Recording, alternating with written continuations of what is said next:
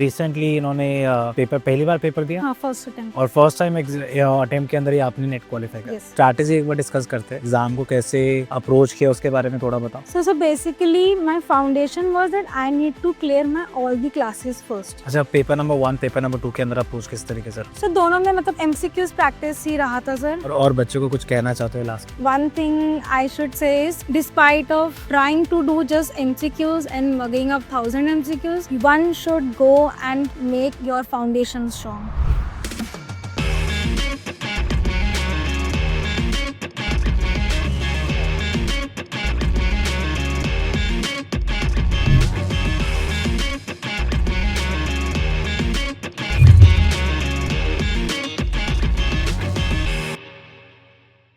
Good evening and welcome to textbook super coaching. मैं हूं करण अरोड़ा और मेरे साथ जुड़ चुके हैं सृष्टि, जिनका इस बार नेट क्वालिफाई हुआ है। सृष्टि से बात करेंगे कि उनका एक्सपीरियंस किस तरीके से रहा, क्या क्या परेशानी है उनको इस बार नेट क्वालिफाई करने के लिए। और मुझे अभी सृष्टि ने बताया कि रिसेंटली इन्होंने पेपर पहली बार पेपर दिया। हाँ, फर्स्ट अटेम्प्ट। और फर्स्ट टाइम अटेम्प्ट के अंदर ही आपने नेट क्वालिफाई किया। Yes. और सृष्टि के इस बार 198 मार्क्स आए। Yes.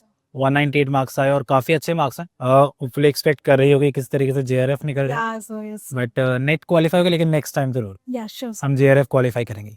सृष्टि, एक्सपीरियंस किस तरीके से रहा? So experience overall was very good, sir. So basically, starting से अगर मैं start करूँ, sir, so I didn't know like how to approach for net exams, क्योंकि I have been giving exams for judiciary as well, but sir उसमें the curriculum is very different and for the net the approach is very different. So I thought that I should study from this side, and then the classes I took, the test series, the mock test series, and all the booster classes that helped. Judiciary का कौन सा exam दिया था? So judiciary का I gave Rajasthan and Himachal recently. उसमें pre mains कहाँ था college? Just pre, sir. Pre qualify हो गया था? No, sir. Just 2 marks. But अब पता है क्या है कि अगर आपने एक बार नेट एग्जामिनेशन क्वालिफाई कर ली, क्योंकि ऑब्जेक्टिव बेस्ड एग्जामिनेशन है, तो जुडिशरी की जो प्री एग्जामिनेशन उसमें काफ़ी आपको हेल्प मिल जाएगी अब सर। और तरीका भी पता लग जाएगा किस तरीके से आपको अपना एग्जाम जो है वो क्लियर करना है, तो प्रॉब्लम उसमें नहीं आएगा। Yes. अच्छा, एक बार शुरू से शुरू करते हैं। हाँ जी सर। लॉ कहाँ से करी थी, बैकग्राउंड क्या था, उसके बारे में बात कीजिए। Sure, sir. So I started my law in 2017, and I did my BBA LLB honors from IP University. My college was Delhi Metropolitan Education, affiliated to IP, and it ended in 2022. So it was a 5-year course. Then after that, I gave CLAT PG, and I cleared that exam, and I got admission in NLU Shimla. So I did LLM. My specialization was business laws and IPR. Regular था वो? Yes, sir, regular. Shimla से? Shimla and Himachal Pradesh तो National. वहाँ तो move courts भी काफी होते होंगे। Yes, sir. तो मूव कोर्ट्स में पार्ट लिया था? Sir, I was the judge at that time because I was the senior in that college because I was doing LLM. So I took participation in various conferences, paper submissions, and I did my dissertation as well. So it was in the topic of IPR only. So, but after that, I had that thing that it is an unsaid rule that if someone has done master, he or she should once write paper of UGC net. So I thought of doing it, but then I thought of why not to try it from that platform where the results are so outshine. So judiciary और net में क्या difference लगा? आपने दोनों exams दिए, judiciary भी दिया, net examination भी दिया, क्या डिफरेंस क्या लगा? the main difference I think is that judiciary is more of conceptual based, I believe, sir, and in net, sir, it was more of the abstract thing, like what the other provisions, and in net there is, for the paper 2 law, it is more of international law, human rights, and those sectors which are not traditionally being used. So I had a good preparation because of you, sir. So exactly, sir, my international law questions were all correct. My human rights law questions were all correct. So this was a plus sign for me. नहीं, अच्छा रहता है, क्योंकि देखिए जो आपका judiciary का जो फील्ड है वो आपसे डिमांड कुछ और करता है। Yes. It demands procedure from you. शायद कोर्ट्स में आपको ज़्यादातर सिखाया जाता है, प्रैक्टिस हम करते तो हमें पता होता है कि जब जुडिशरी एग्जाम में आपसे क्या क्वेश्चन पूछा जा सकता है। क्यों? क्योंकि हम ऑलरेडी प्रैक्टिस करें, हमें आइडिया है कि क्या क्वेश्चन पूछा जाएगा।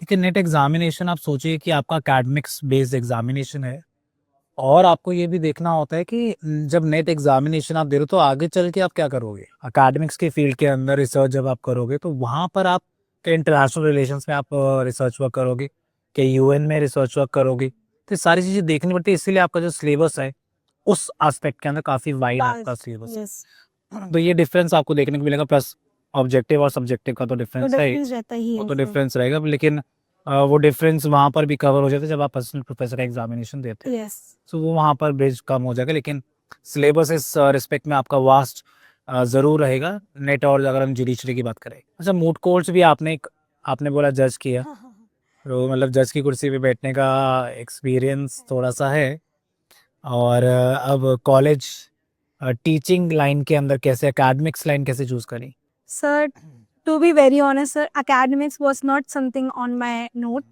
but I was like someone who did LLB and was so enthusiastic to go into litigation. But then when I came into LLM, there were these subjects like research methodology and law and jurisprudence. So this gave me an idea why not to go in the field of academics, just to try it once.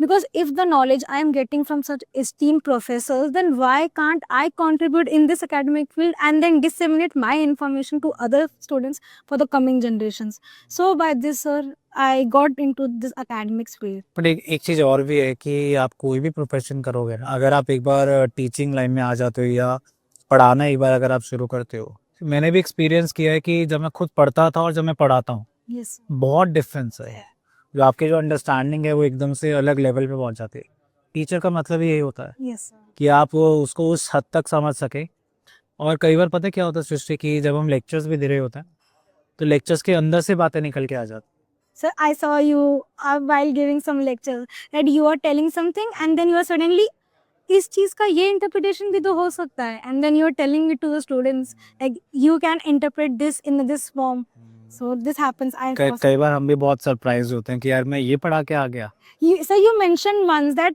हम we were discussing on that family law something and then you discuss about the mutual divorce you were telling कि court में in theory it is written it has to be time on manner but actually में in practice it is something else and then you contemplated both things so it was a very good experience sir, because someone who is practicing and then delivering lectures is something it's like a cherry on the cake so ये आपकी concept की जो understanding है ना वो बढ़ जाती है और एक चीज़ और भी है प्रैक्टिस से एक चीज़ आती है कि मैं एग्जांपल्स बहुत सारे दे सकता हूँ तो उसकी कभी भी कमी नहीं रहती अब जैसे मैं म्यूचुअल कंसेंट की ही बात कर रहा हूँ सो उसके ऊपर जितने भी कोर्ट में हमने केसेस देखे हैं जो पार्टीज किस तरीके से एक्ट करते हैं वही एग्जांपल्स मैं आपको बता देता हूँ yes और वही आपको ज़्यादा अच्छे से समझ आता है तो क्योंकि उस टाइम पे वो ही याद रहता है एग्जाम के हाँ। टाइम पे सर तो छोटी छोटी चीज़ें याद रह जाए ना तो आपका आंसर निकल जाता है ये कोशिश तो यही रहती है अच्छा घर में कैसा माहौल है सब खुश है after UGC NET sir very lightened to be very honest sir because abhi tak so because I have completed my LLM in 2023 so after that labs came because I wasn't so active in the court I was just going as a form for practice but I was not as full time practicing lawyer so I chose to study for judiciary and then start giving exams but then I thought why not to give once UGC NET this examination and then after I cleared this exam my family was so happy and very proud like entire my family was like our daughter is now UGC NET qualified she has a field now she has a line because this is one field and now it's open for me for the lifetime I can anytime choose this academics now so family में now it's good एक security होना ना हर field के अंदर कोई भी आप profession choose करें सिक्योरिटी आपके पास होता है ना तो फैमिली भी खुश होती है और जिसके साथ ऑफ कोर्स हो रहा है वो तो खुश हो गई होगा हाँ सर अच्छा स्ट्रैटेजी एक बार डिस्कस करते हैं yes किस तरीके से स्ट्रैटेजी रहा एग्जाम को कैसे अप्रोच किया उसके बारे में थोड़ा बताओ So basically, my foundation was that I need to clear my all the classes first. So it was a bit difficult for me to take live classes, but I yet somehow managed it. But then I took recorded lectures, and any sort of doubts I can ask on the group as well. And then so the main core was like I have to complete all 10 units, and all the lectures were mostly enough. I didn't refer any external book, I guess, sir. Because, sir, the content you were providing that was so much that it just get into my head and it retained so much. So, taking classes was my first thing, and then I took mock test, I took PYQs, I took test series, and then lastly, sir, genuinely, sir, in last 15 days, sir, I took that booster classes, the MCQs one which you gave, sir. So that was so on point. I guess many MCQs came from that only, sir. So, sir, it helped me a lot. Purpose यही रहता है कि अगर आपको ज़्यादा content दे देंगे, आप suppose करो प्रियम्बल के ऊपर, अगर मैं आपको 15-20 केस लॉज बता दूंगा तो करोगे क्या उसका? I can't retain it, sir. Retain- Already बहुत है, sir. जो इम्पोर्टेंट चीज़ भी होगी ना, जो एग्जाम में आपको याद होनी चाहिए, वो भी नहीं. वो भी रह जाएगा। प्रॉब्लम वो है। तो जो बच्चे सोचते हैं कि सर ज़्यादा और हमें केस लॉस बता दीजिए, मैं बता दूंगा 500 केस लॉस मैं बता दूंगा कॉन्सेंट्रेशन में, लेकिन क्या 500 याद कर पाओगे? नहीं कर पाओगे। प्रॉब्लम वो है। So one pet thing was that give me PDF, we will study it later. So I was like, sir, don't give me PDF, sir, just deliver me lectures. I will listen to it and then I will try to retain it from that ways. Because sir, reading is so like, what do you say, into one direction only, and you can't see to multiple things, sir. ये दोनों आपकी memories मैंने शायद class में पहले भी discuss किए।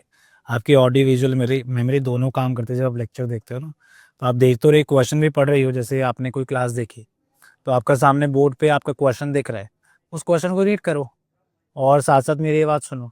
हो सकता है कि जो आंसर मैं बोल रहा हूँ एग्जाम में अगर वही क्वेश्चन भी आता है तो आपकी जो मेमोरी है वही जॉगअप हो जाएगी वहाँ पर, और लगेगा हाँ यार ये तो मैंने पढ़ा हुआ, यही आंसर होना चाहिए। और 90% केसेस के अंदर वही आंसर ठीक होता है। The first instant that comes into your mind, वही वैसे रहता है. वही आंसर ठीक होता है।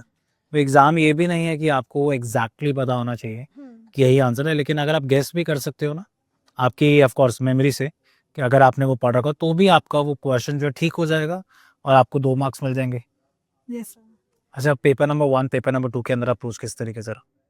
सर पेपर 1 में सर दोनों में मतलब MCQs प्रैक्टिस ही रहा था सर। पेपर 2 में because I had existing knowledge priorly, paper 1 में sir I had to learn new things for the first time, क्योंकि उसमें बहुत वास्ट सिलेबस। वो हमारे लॉ से थोड़ा हटके भी। हाँ, लॉ का तो sir I had the knowledge ना, because of LLB then LLM, तो I had that thing sir. तो but teaching studying from you sir, उसमें मुझे इन्हांसमेंट ही मिली एक तरह से इन लॉ। तो फिर तो नहीं, वो अच्छी चीज़ है क्योंकि paper 1 is all about practice sir. Law के लिए मेरे लिए थोड़ा सा आसान भी हो जाता है क्योंकि बच्चे जो है ऑलरेडी पढ़ के आते हैं।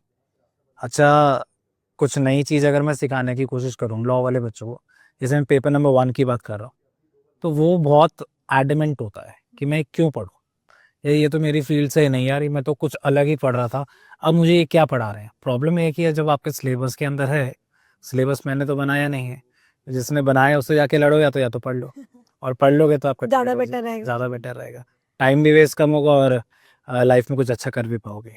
एंड सर जैसे आप ही बोलते हैं, पढ़ना कभी भी वेस्ट नहीं जाता है। अगर हम आज कुछ पढ़ रहे हैं तो हमारे वो कल के लिए ही यूज आएगा। Correct.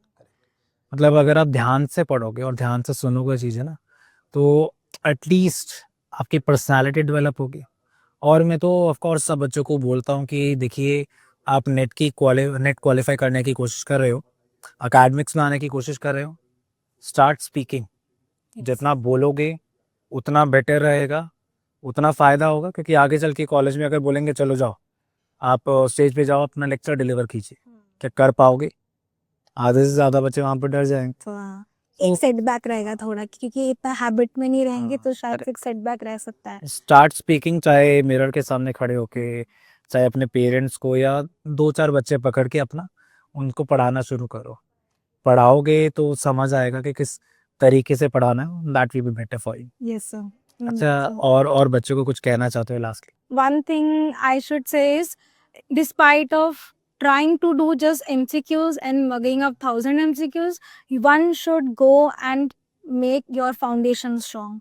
If you have a knowledge of theory and you know how the theory works, how the theory is, and you know all the nuances, then one can easily crack an exam, I believe so. And it is not accidental, it is my consistency, the time I gave. So yes, one if gives time to a thing, it will surely give you results. Very well said. Srishti ने देखिए इस बार net qualify करे एक ही बारी में, और मैं आशा करता हूँ कि आप लोग भी इस इंटरव्यू से कुछ सीखेंगे, कुछ अपने लिए पॉजिटिव्स लेके जाएंगे, पॉजिटिव लेके जाओगे, वही चीज़ें एग्जीक्यूट करोगे तो नेक्स्ट टाइम आप भी यहाँ पर बैठे होगे, सृष्टि की जगह यहाँ पर आपको आने का मौका मिलेगा और मेरे साथ इंटरव्यू होगा ऑफ कोर्स। चलिए आज के लिए इतना ही रखते हैं। Thank you and congratulations to Srishti, हर फैमिली